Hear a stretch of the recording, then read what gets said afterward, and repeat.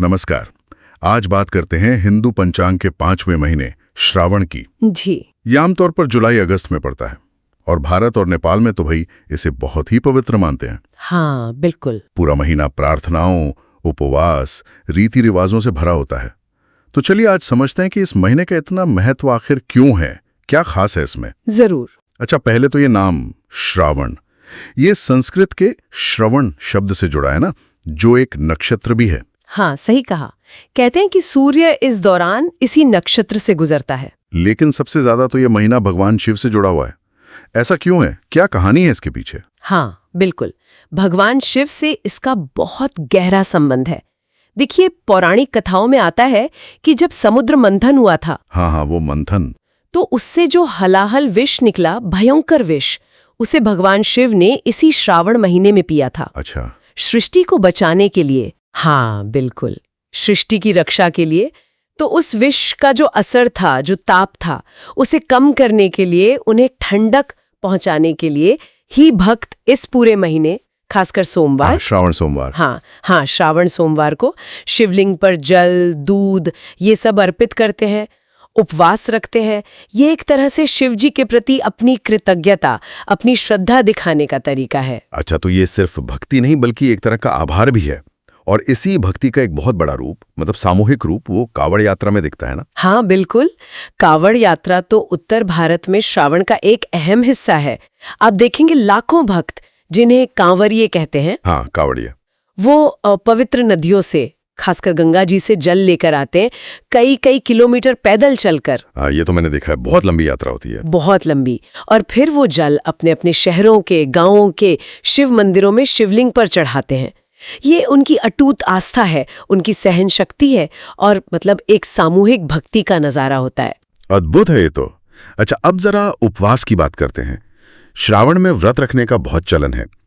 ये क्या सिर्फ एक धार्मिक नियम है या कुछ और भी बात है इसमें? देखिए, नियम तो है ही, पर इसके पीछे एक गहरा विचार है, शरीर और आत्मा दोनों की शुद्धि का। शुद्धि का? हाँ।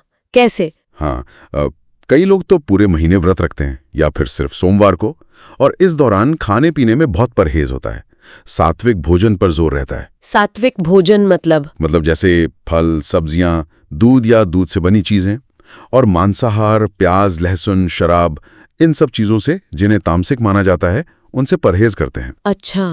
माना जाता है कि इससे पाचन तंत्र को आराम मिलता है, शरीर हल्का रहता है, और मन जो है वो प्रार्थना में, ध्यान में ज्यादा अच्छी तरह लगता है। तो ये एक तरह का आध्यात्मिक अनुशासन भी है। यानी तन और मन दोनों को साधना। और जो शिवलिंग पर जल, दूध, शहद, बेलपत्र, फूल ये सब चढ़ाते हैं, उसका क्या महत्व है? ये सब चीजें प्रतीकात्मक है, इनका अपना अपना अर्थ है। जैसे जल है, वो पवित्रता और शीतलता का प्रतीक है। दूध पोषण और समृद्धि का। शहद जीवन में मिठास और समर्पण का प्रतीक है।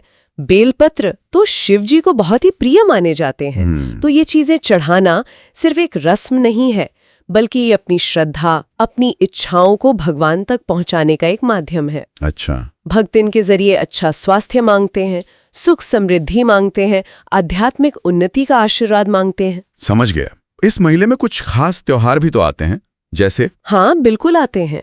एक तो बहुत महत्वपूर्ण त्योहार है नाग पंचमी। नाग पंचमी, हाँ, सांपों की पूजा। जी हाँ, नागों यानी सर्पों की पूजा होती है। ऐसी मान्यता है कि इससे सर्पदंश के भय से मुक्ति मिलती है और परिवार में समृद्धि आती है, और ये एक तरह से प्रकृति के जीवों के प्रति सम्मान भी दिखाता है। सही बात है। और फिर महीने के आखिर में आता है रक्षाबंधन। बिल्कुल सही। रक्षाबंधन जो भाई बहन के प्यार का प्रतीक है, ये श्रावण मास की पूर्णिमा को मनाया जाता है। हाँ, पूर्णिमा को बहनें भाई की कलाई पर राखी बांधती हैं, उनकी लंबी उम्र की कामना करती हैं, और भाई उनकी रक्षा का वचन देते हैं, उपहार देते हैं। ये रिश्तों की मजबूती का त्योहार है, और श्रावण पूर्णिमा का दिन वैसे भी कई दूसरे धार्मिक कामों के लिए शुभ माना जाता है। तो अगर हम इसे आध्यात्मिक और प्राकृतिक नजरिए से देखें तो इस महीने का क्या सार निकलता है? देखिए, आध्यात्मिक रूप से तो ये महीना आत्मचिंतन का है, शुद्धि का है, ईश्वर से जुड़ने का समय है। ऐसा मानते हैं कि इस दौरान वातावरण में सकारात्मक ऊर्जा, दिव्य ऊर्जा बढ़ जाती है। अच्छा। हाँ, जिससे ध्यान लगाना, प्रार्थना करना ज्यादा फलदायी होता है।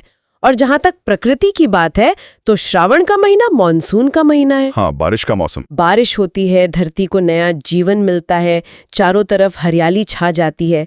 तो ये महीना हमें प्रकृति के इस जीवन देने वाले चक्र से भी जोड़ता है, उसका सम्मान करना सिखाता है। कुछ खगोलीय मान्यताएं ये भी कहती हैं कि इस वक्त चंद्रमा पृथ्वी के थोड़ा ज्यादा करीब होता है, जिससे महीने की शुभता और बढ़ जाती है। तो संक्षेप में कहें तो श्रावण महीना भक्ति का है, खासकर शिव भक्ति का, उपवास से शुद्धि का है, प्रकृति से जुड़ाव का है, और रक्षाबंधन, नाग पंचमी जैसे महत्वपूर्ण त्योहारों का संगम है। मतलब व्यक्तिगत अनुशासन और आध्यात्मिक विकास पर जोर है इसमें। बिल्कुल। और यहाँ एक बात सोचने वाली ये भी हो सकती है कि श्रावण में ये जो आत्म अनुशासन है, संयम है, शुद्धि है, इसका महत्व आज की भागदौड़ भरी जिंदगी में शायद धर्म से हटकर भी व्यक्तिगत शांति के लिए, मानसिक स्वास्थ्य के लिए कितना जरूरी हो सकता है। बिल्कुल, ये एक अच्छा विचार है। इसी विचार के साथ आज की ये बातचीत यहीं समाप्त करते हैं।